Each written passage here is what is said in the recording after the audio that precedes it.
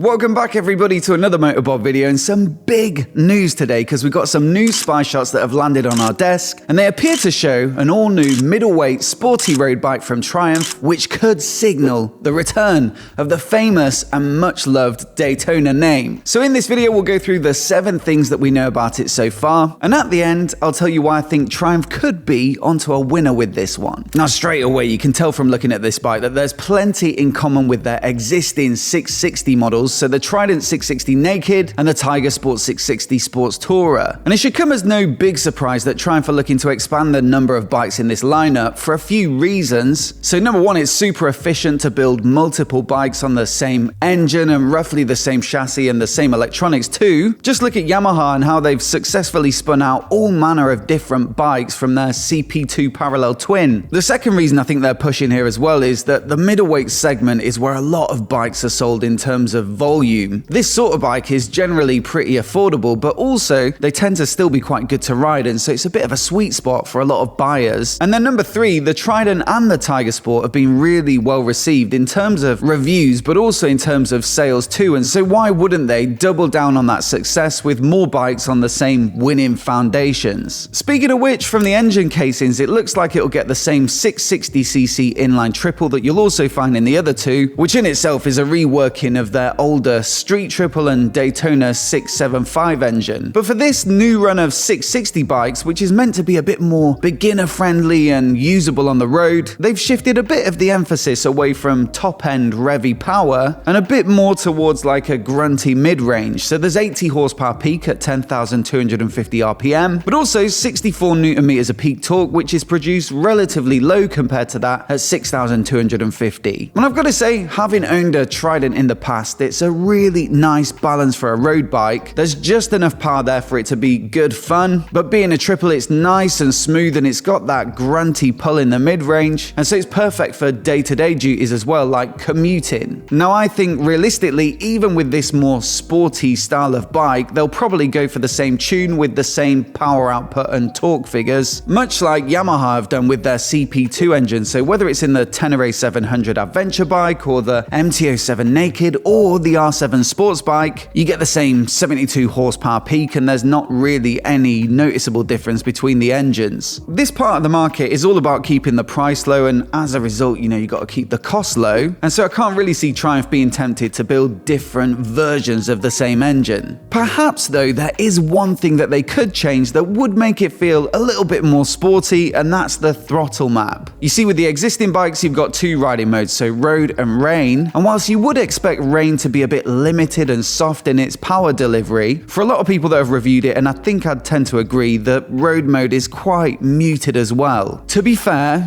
especially the Trident, it is aimed at beginners, so it's always going to be a bit easygoing, but hopefully with this more sporty bike, they fit a 3rd riding mode that would be sport, and that would give you the option as the rider to notch up the liveliness a little bit. Presumably anyone wanting something chilled out and beginner friendly would go for the Trident anyway, and if you want a bit more pizzazz, then you'll probably be looking at this one. Now onto the chassis, and a lot of it looks similar or the same as the Trident, so a tubular steel frame on a steel swing arm, and it looks to be rolling on the same 5-spoke cast aluminium wheels too. Suspension also looks similar with a 41mm upside down fork from Showa, and again it appears to be non-adjustable from the shot of the top yokes there, which is in line with the Trident and the Tiger Sport. Now I'd also expect a similar or the same Showa monoshock at the rear as well with preload adjustability, although it is worth adding that probably both the fork and shock will most likely get specific settings and calibration for this type of bike, perhaps a little bit firmer than the Trident for example. Elsewhere on the chassis there are just 2 key differences from the other bikes that I can pick out from the pictures. So one would be the tyres, with this one getting Michelin Power 5s, at least on this test bike anyway, and that's as opposed to the Michelin Road 5s on the Trident and Tiger. Now Road 5s are a little bit more biased towards touring and getting good mileage out of them, whereas the Power 5s are similar but give you a bit more grip at the sacrifice of longevity. So I'd expect a touch more stickiness on this bike, and then also the brakes. So the 2 existing 660 bikes get 2-piston axially mounted Nissan calipers, which are pretty basic I'd say in spec, and while they do actually do the job pretty well, it's still good to see something a little more sporty here, perhaps a bit more powerful as well, and hopefully that give it a touch more feel at the lever. These look like 4 4-piston, radially mounted calipers up front. That would typically give you sharper and more sporty performance, and while the branding is taped up on the calipers, at this sort of price point you probably expect to be looking at Nissans or similar, as opposed to something fancy like Brembos or anything like that. From a weight perspective on this bike, well, the Trident is fairly lean at 189 kilograms wet, and so I'd expect this bike to be pretty close as well, although probably a few kilograms more with all the extra bodywork. Still hopefully sub 200, which should be totally acceptable, and it should still feel pretty nimble and agile. Now perhaps the most prominent update to this bike though will be the riding position, with new clip-on style handlebars that will make it feel a lot more sporty and over the front than the existing bikes in this lineup. Anyone expecting a full-on Daytona replacement though might be a bit disappointed, because you can see that they're clip-ons which are actually sat up a little bit off the top of the fork, and the seat height looks to be fairly modest and low still, so the rider is pretty sat up in these pictures. It looks like a sports bike that's been built more so with like day-to-day usability in mind, rather than out-and-out constant hooning. And realistically, at this end of the market, most people want something that they can ride on the road, but that still has those cool sporty looks, and so you've got to say it probably does look like the right move. Visible in the cockpit, we've got what looks like the same dash as the other two bikes, although specifically you've got the same housing or surround as the Tiger Sport 660. And so at the top half you get an inverted LCD display, and that gives you the basics like speed, gear position and revs, and then beneath it you've got a much smaller TFT screen, but that allows you to manage settings through the menus and also see more detailed info like trip distance and all that good stuff. These bikes are pretty good on the electronics front in my opinion, especially compared to some of the affordable competition, so I'd expect the same switchable traction control, a couple of riding modes, hopefully 3 with that sports mode, self-cancelling indicators, there's a quick shifter in the accessories catalogue, and you've also got the optional Bluetooth module, which means you can control music and calls through the switchgear and dash, as well as turn-by-turn navigation prompts if you hook it up to the Triumph app. The only thing missing from these bikes in my opinion is cruise control, which would have made the Tiger Sport 660 into a really good little light touring bike, but I wouldn't expect it to suddenly make an appearance here because it's much less important for the intended use of this sort of sporty bike. Styling looks pretty great to me. It's got most in common probably with the Tiger Sport 660. It's got similar twin headlights, it's got bodywork that takes roughly similar lines as well, but it's just much lower and looks more aggressive, which I think looks pretty great in these pictures. Some of the details as well, like the tail light, the shape of the wheels, the number plate hanger, they all look the same too. And honestly, when it's complete and you've got the full paintwork on it, I think it's going to be a really nice looking bike. I'll just be interested to see where they go with the paint job, because most Triumphs now are pretty simple in their finish. They generally have one